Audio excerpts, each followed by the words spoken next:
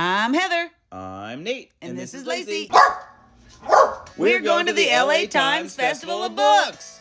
And Max Greenfield is going to be reading his new children's book. All right, our first guest today is best known for his starring role of Schmidt on the Fox sitcom New Girl. Yes, and he was nominated for an Emmy for that and a Golden Globe. Holy Schmidt, that's amazing. And you also know him from his roles in The Neighborhood and first-time female director. And he's here today with his newest book titled, I Don't Want to Read This Book Aloud. And it's dedicated to introverts of all ages. So give it up for Samantha and the one and only Max Greenfield.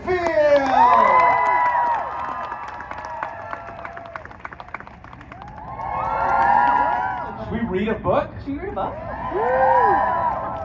Okay, first I just want to say thank you so much for coming out, all of you.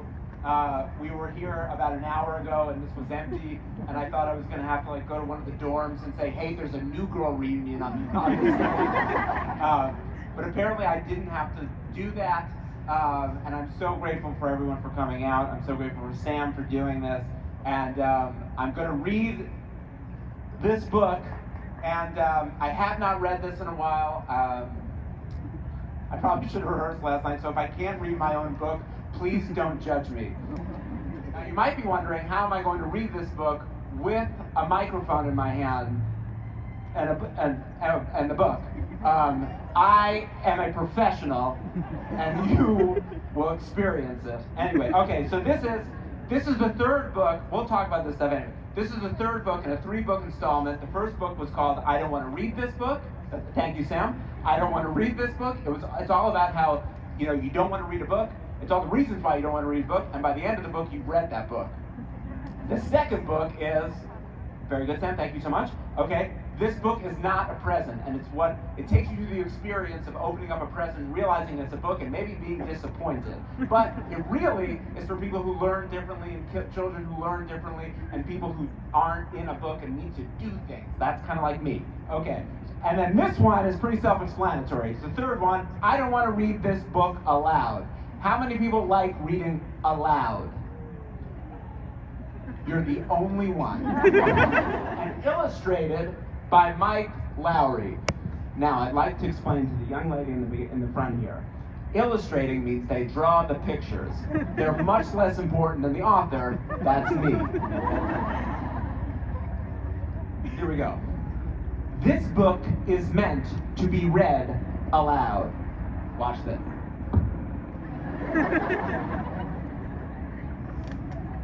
I just realized I hurt my neck earlier this week, and that was not a good choice. But we're gonna make it through. No. That's for amateurs. I appreciate it though. This book is meant to be read aloud. You don't already? We're not even on the first page. You'll get there. Oh, tough crowd. Okay, here we go. If it's okay, I don't want to read this book aloud. Again, and I don't mean to be rude, but I really rather not read this book aloud. Thank you so much. Okay, for the very last time, I do not want to read this book aloud. I don't want to read it out loud either. It's dopey words like aloud that make me want to remain silent. Whose idea was it to read aloud anyway? It certainly wasn't mine. Okay, and the first 2 books don't have any characters in it. This one does. It's an elephant. And I'm still working on my elephant voice, so just bear with me. Okay, so it certainly wasn't mine. It wasn't my idea. The kids really like it. Again, I'm still working on it. Ugh, I guess now is as good a time as any to address the elephant in the room. Hello, elephant. Hello. I think I know why you don't want to read this book aloud, and I think you know why too. I think it's because you are afraid. Right? No duh.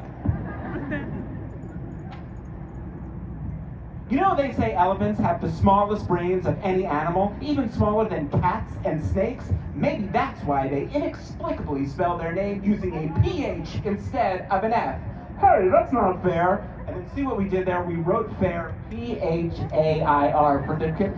It's very clever. Next to going to the dentist, reading a book aloud is maybe the most terrifying thing a person can do. Here is a list of other things that I'm afraid of. Elevators, bumblebees, purple vegetables, outer space, rodents, mummies, all of my teeth falling out. I don't totally trust the drain in the bathtub, but I'm not afraid of quicksand anymore. Also, my friend's older sister said she's scared of something called FOMO, but I'm not afraid of that and don't know what it means. Just thinking about reading this book aloud gives me a stomachache. Any number of terrible things could happen. I mean, what if I lose my place? What if a random thought passes through my head and I forget where I was? What if a nearby volcano erupts? What am I supposed to do then? Start over? Just thinking about reading a book aloud gives me a stomachache. Any number of terrible things can happen. I mean, what if I lose my place? What if a random thought pops in my head and I forget where I was? What if a nearby volcano erupts and what am I supposed to do then? Start over? I'm glad some of you got it. Not everybody gets that one. It's fine. I like it.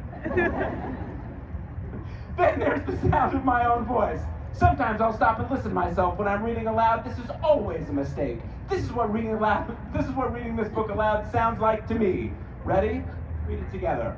Wah blah blah blah blur blah blue blah blur blah thunk. A plump. Say it with me, a plump. A plump. Pretty good. A plump is a word I've never heard before in my entire life. I'm not even sure how to pronounce a word like a plump. What am I supposed to do when I'm reading a book aloud and I run into a word like a plum? Do I just throw the book as hard as I can against out the nearest window? Because under no circumstance am I willing to humiliate myself and admit to the whole entire world that I have no idea what a plump is. And I will not ask for help. That's what it says right there. I won't do it.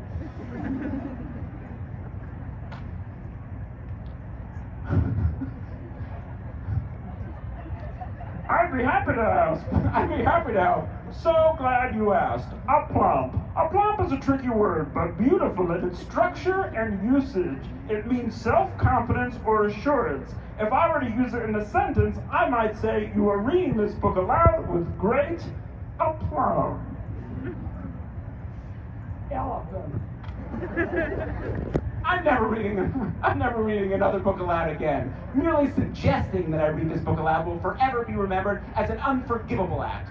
The only thing I'm thankful for is that this book isn't a chapter book. Ugh. Not even the most awful human being or condescending elephant would ever ask someone to read a chapter book aloud. Just the thought of it makes me feel like I'm drowning in quicksand, which, come to think of it, I am still afraid of. Also, why is everyone looking at me?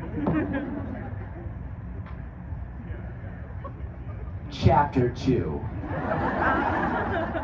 Bravery.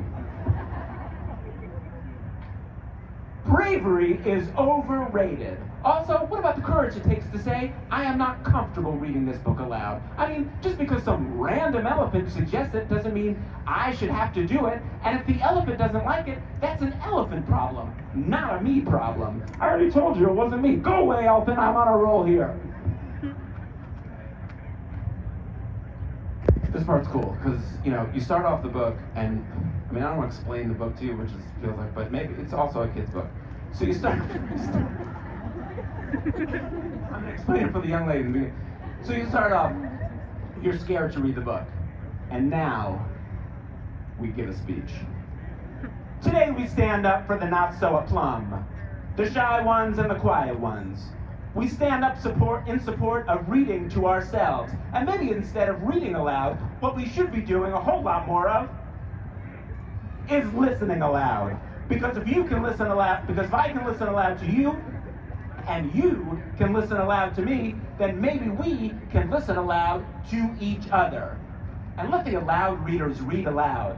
Let them read so aloud that it can be heard from ocean to ocean and sea to shiny sea. Because it Because it isn't us against them or us against an elephant. This is about who we are and choosing when to use our voices once we've discovered them. After all, isn't the world already allowed enough?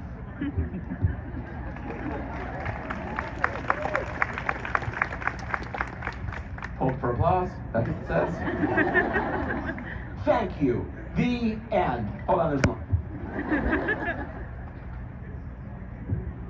And then the elephant comes out and goes, "What happened? What did I miss? Oh no, FOMO." That's really the end. Oh my gosh, he's so much fun. We just love hearing him read his books. We stood in line to have him sign ours, and as always, he was so nice. Yeah, he was great, and every time we see him, he cracks us up and puts on an amazing show. He was even nice enough to take a picture with us. Thanks for going to see Max Greenfield with us.